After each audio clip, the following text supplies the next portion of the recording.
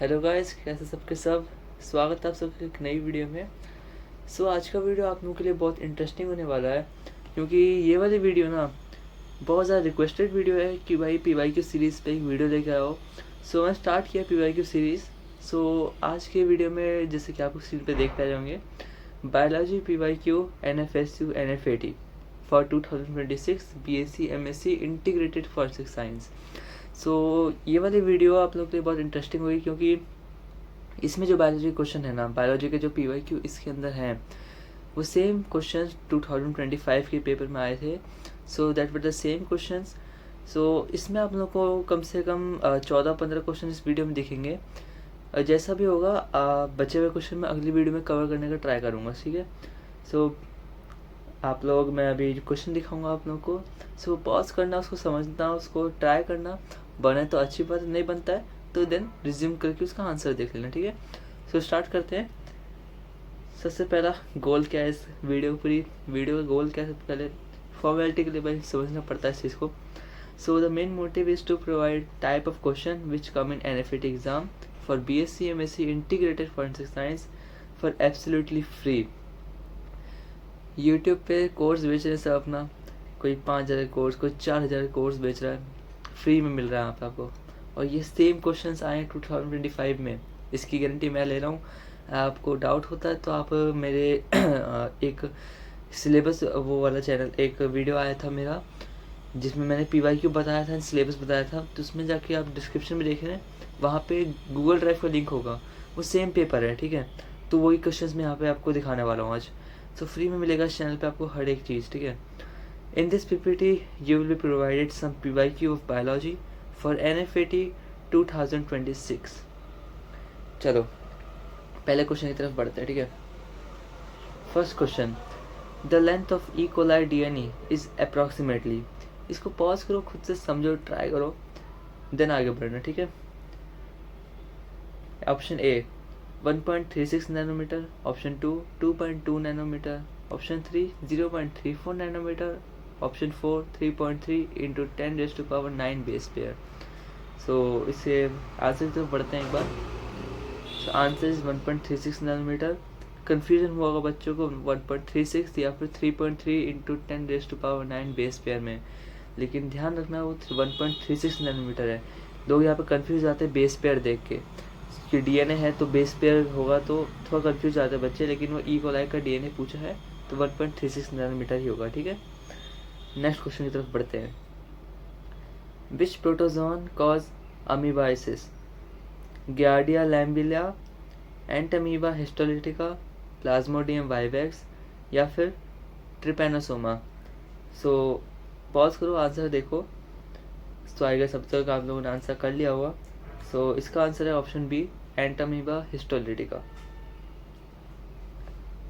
Question 3, which hormone stimulate spermatogenesis by acting on Sertoli sales?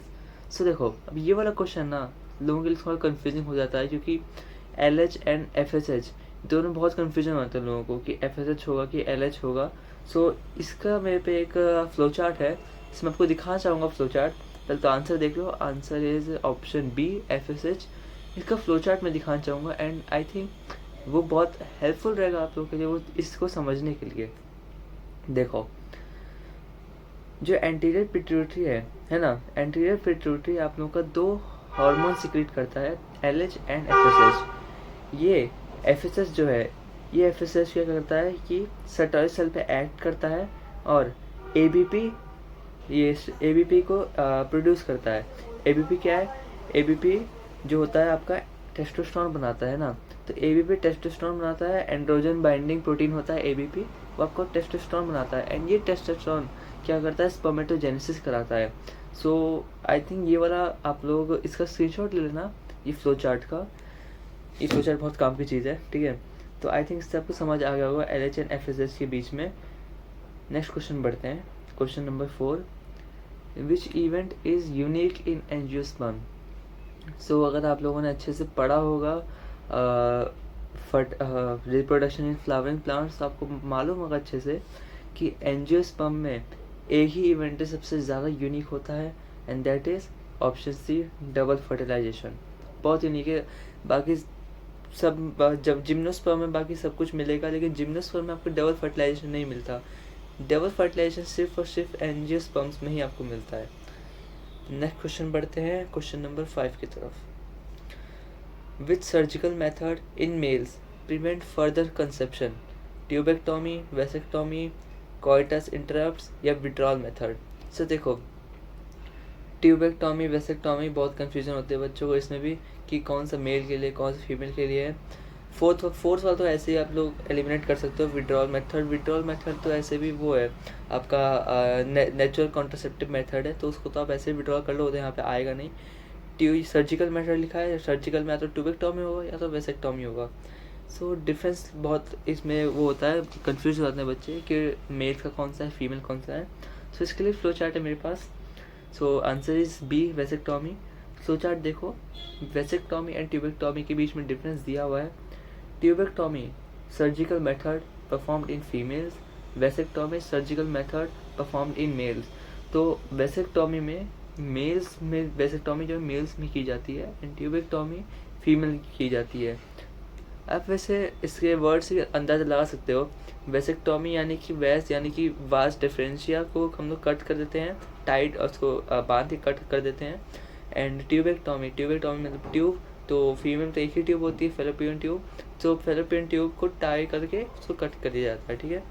So I hope ये clear हो गया आप लोगों को। Let's move on to next question, question number 6। Which mosquito is the vector for malaria? Culex, Aedes, Anopheles and Tabanus? सोचो, इसको answer करो। I hope अब तक आंसर कर दिया होगा। सो इसका आंसर देखते हैं। That's answer C, anopheles mosquito.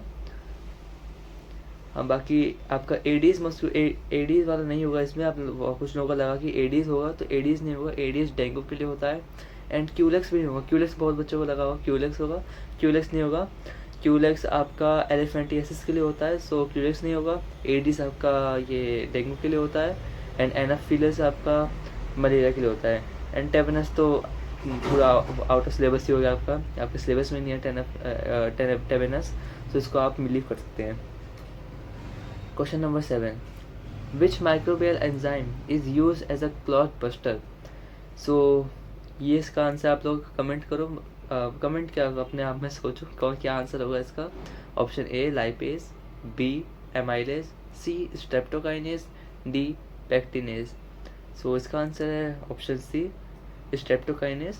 ये जब भी आपके आर्टरी में एक क्या बोलते हैं कोलेस्ट्रॉल जम जाता है, क्लॉट बन जाती है, तो आपको स्ट्रेप्टोकाइनेस दिया जाता है जिससे कि ये क्लॉट बर्स्ट कर सके। क्लॉट बर्स्ट करेगा तो ये ब्लड फ्लो जो है बहुत स्मूथली हो जाएगा। एंड ब्लड फ्लो स्मूथ होगा तो ऑर्गन्स में इजीली ब्लड पहुंच पाएगा, ऑक्सीजनेटेड ब्लड पहुंच पाएगा, न्यूट्रिएंट्स एंड ऑक्सीजन पहुंच पाएगा ब्लड के सहारे, जिससे कि ऑर्गन वापस से काम करना स्टार्ट कर देगा। सो आई होप ये वाला क्वेश्चन भी क्लियर हो गया होगा आप लोगों को। Question number 8। Which gas is not a major component of biogas? देखो, option A methane, B CO2, H2 and SiO2। यहाँ पे कुछ बच्चे जो है H2 कर देते हैं कि भाई हाइड्रोजन गैस नहीं होता मेजर कंपोनेंट बायोगैस का, लेकिन hydrogen gas is a major component of biogas. इसमें लिखा है not a major component. Not a major component आपका SiO2 ही होगा। मेजर कंपोनेंट सबसे मेजर तो आपका मीथेन हो ही गया पहली बात, वो तो पहले आउट ऑफ कर दो कि भाई मीथेन तो होता ही है। CO2 और HO2 भी होते हैं। CO2 बच्चों को पता होता है कि हाँ भाई होता है। H2 में लोगों को थोड़ा डाउट हो जाता है कि H2 मेजर कंपोनेंट है कि नहीं। So it is a major component. Question है कि not a major component SiO2 होता है, वो मेजर कंपोनेंट नहीं है बायोगैस में, ठीक है। तो answer is D, SiO2। Question number 9। Plasmid and bacteriophage are used as? Question answer 1 hormones, B vectors, C enzyme, D vaccines. So आपने ये बायोटेक वाले में पढ़ा होगा ये चीज़, बायोटेक वाले चैप्टर में पढ़ा होगा। प्लाज्मिड एंड बैक्टीरियोफेज क्या होते हैं तो आपको पता ही होगा। ये वेक्टर्स होते हैं, हार्मोन्स तो नहीं होता, एंजाइम्स भी नहीं होते हैं, और वैक्सीन तो ऑफ कोर्स नहीं होगा ये। तो बचा आपका वेक्टर्स, तो that's option B vectors. Question number 10 पढ़ते हैं। Question number 10। Which vector is used for transformation of plant cells? plasmid PBr322, lambda phage, TI plasmid and cosmid. So plasmid PBr322 तो नहीं होने वाला है, ये तो मालूम पड़ जाता है ऐसे खुद से ही। एंड लैम्डा फेज भी नहीं होगा, TI प्लाज्मिड होगा, क्योंकि TI प्लाज्मिड ही है जो प्लांट सेल्स के लिए होता है। तो आप सी ऑप्शन के साथ चले जाना। So that's answer C, TI plasmid. And देखो, मैं ये मान के चल रहा हूँ कि आप लोग जब आंसर क्वेश्चन देख रहे हैं तो आप पॉज करके इसको समझ रहे होंगे और खुद से आंसर कर रहे होंगे, एंड देन आप वीडियो को वापस रिज्यूम करके आंसर देख रहे होंगे। So I think that's the best way to analyse and do all the questions. तो आप लोग वो करना, वही काम करना जो मैं कह रहा हूँ। जो भी क्वेश्चन दिखे उसको रोको, उसको समझो, उसको सॉल्व करो, उसके बाद आगे बढ़ो, ठीक है। एंड किसी को भी डाउट लग रहा है कि भाई ये क्वेश्चन क्या, कैसे मान लें कि ये क्वेश्चन आए थे, तो मैंने कहा ना, मेरी वीडियो पे जाओ आप लोग। वीडियो पे आप लोगों को अभी जो लेटेस्ट मैंने वीडियो डाल रखा है सिलेबस एंड PYQ सीरीज़ वाला, उसमें आप लोगों को डिस्क्रिप्शन पे गूगल ड्राइव का लिंक मिलेगा। And this is the same question paper 2025 का, वही पेपर है, और ये क्वेश्चन भी उसी में से बाकी क्वेश्चन हैं, ठीक है। सो नेक्स्ट क्वेश्चन बढ़ते हैं। Question 11, who discovered the nucleus, sorry. So option A Robert Hooke, option B Robert Brown, C Antonie van Leeuwenhoek, and D Schleiden. सो इसमें बच्चों को ए और बी में तो बहुत डाउट होता है, रॉबर्ट हुक होगा या रॉबर्ट ब्राउन होगा। So let me be clear, Robert Brown होता है इसका। न्यूक्लियस को डिस्कवर किया था रॉबर्ट ब्राउन ने। So that's answer B, Robert Brown. Question number 12, which component of an ecosystem performs decomposition? Phytoplankton, herbivores, fungi and bacteria, insect and birds. So phytoplankton तो आप पहले एलिमिनेट कर दो, वो तो आपका क्या बोलते हैं ओशंस में होती हैं, ठीक है। हर्बीवोर्स भी नहीं होगा, हर्बीवोर्स आपके डेड मैटर्स को तो नहीं खाएंगे of course. Fungi and bacteria ही होना चाहिए बिल्कुल, क्योंकि फंजाई एंड बैक्टीरिया, क्योंकि देखो कोई भी चीज़ जब डिकम्पोज करता है तो डिकम्पोजिशन उसको कौन करता है, उसका डिकम्पोजिशन करता है डेट्रीवोर्स। और डेट्रीवोर्स क्या है, वो छोटे छोटे फंजाई बैक्टीरिया ही तो है। डेट्रीवोर्स ही जो है जो डिकम्पोजिशन करते हैं, और डेट्रीवोर्स कुछ नहीं, फंजाई एंड बैक्टीरिया ही होते हैं। सो आपका आंसर होगा question C, fungi and bacteria. Question number 13, which hormones delays the senescence and promotes a nutrient mobilization? Option A auxin, B cytokinin, C ethylene and D ABA.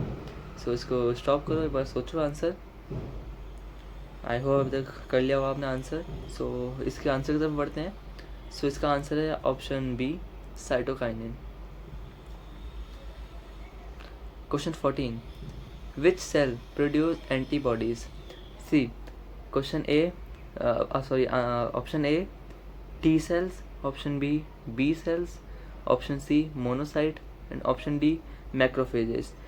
सो इसका भी answer आप लोग answer करो अपने में।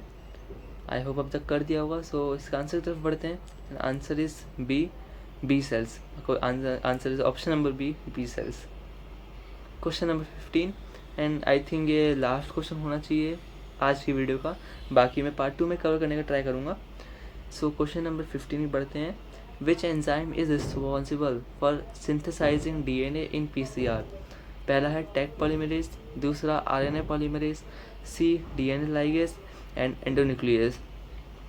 पता है ये वाले क्वेश्चंस में ना, जब आपको एकदम अलग अलग सारे दिखते हैं चीज़ें, है ना, जब सारे ऑप्शन एकदम सबसे डिफरेंट हैं, हर ऑप्शन हर एक से डिफरेंट है, इसमें ना एलिमिनेट करो चीज़ों को। एंडोन्यूक्लियस ऑफ कोर्स नहीं होगा, क्योंकि एंडोन्यूक्लियस तो क्या होता है, एक नेचुरल सीजर्स होते हैं, वो DNA को काटते हैं, प्लाज्मिड को काटते हैं। DNA लाइगेज ऑफ कोर्स नहीं होगा, क्योंकि DNA लाइगेज क्या करता है, लाइगेज है, वो फेविकॉल है, कुछ चिपकाएगा। RNA पॉलीमरेज ऑफ कोर्स नहीं होगा, RNA पॉलीमरेज भी। टैग पॉलीमरेज ही है जो PCR में काम आता है। टैग पॉलीमरेज, थर्मस एक्विटिकस, अगर आपने पढ़ा हो, थर्मस एक्विटिकस टैग पॉलीमरेज होता है, वो PCR में होता है, यूज़ होता है PCR में। सो आपका आंसर होगा option number A, tag polymerase. Eliminate करो चीज़ों को, ठीक है। सो आई थिंक ये लास्ट क्वेश्चन होगा, आई थिंक। हाँ, सो लास्ट क्वेश्चन है। So thank you for attention guys, बहुत बहुत थैंक यू आप लोगों का इस वीडियो में, अगर आप लोग लास्ट तक बने हो।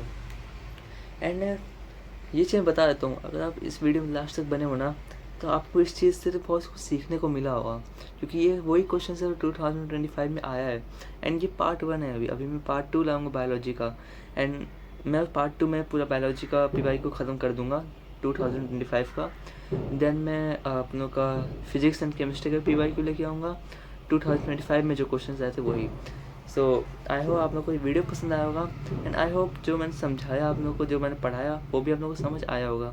कोई भी डाउट है, कुछ भी रिलेटेड, आप लोग कुछ भी डाउट है PYQ से, या कुछ भी डाउट आप लोग को NFET से कुछ भी रिलेटेड है, PSCM से, फॉरेंसिक साइंस से रिलेटेड कुछ भी डाउट है, सो प्लीज़ डू लेट, आप लोग बताना, जिसको जरूर से कमेंट में बताना मेरे को, do let me know in my comments, and मैं उसको ज़रूर से आंसर करूँगा। तब तक के लिए बाय बाय, और अच्छे से पढ़ाई करो माय NFET एस्पिरेंट्स। एंड आपका रजिस्ट्रेशन जो होगा NFET के लिए वो फरवरी के बाद ही होगा। सो बहुत लोग डाउट आ रहे थे मेरे पे कि हम लोग का रजिस्ट्रेशन कब होगा, तो आपका 2026 में फरवरी के बाद होगा। ओके, सो बाय बाय। और अगर वीडियो पसंद आती है, शेयर ज़रूर करना अपने NFET एस्पिरेंट से, एंड लाइक कर देना ज़रूर से। और अगर डिज़र्विंग हूँ तभी सब्सक्राइब करना, डिज़र्विंग नहीं हूँ सब्सक्राइब करने की ज़रूरत नहीं है। अगर आपको वीडियो समझ आता है चीज़, सब्सक्राइब जरूर करना, वरना मत करना। एंड डेट्स अ कमिटमेंट कि अगर आपको समझ आया तभी सब्सक्राइब करो, वरना मत करो। तब तक के लिए बाय बाय।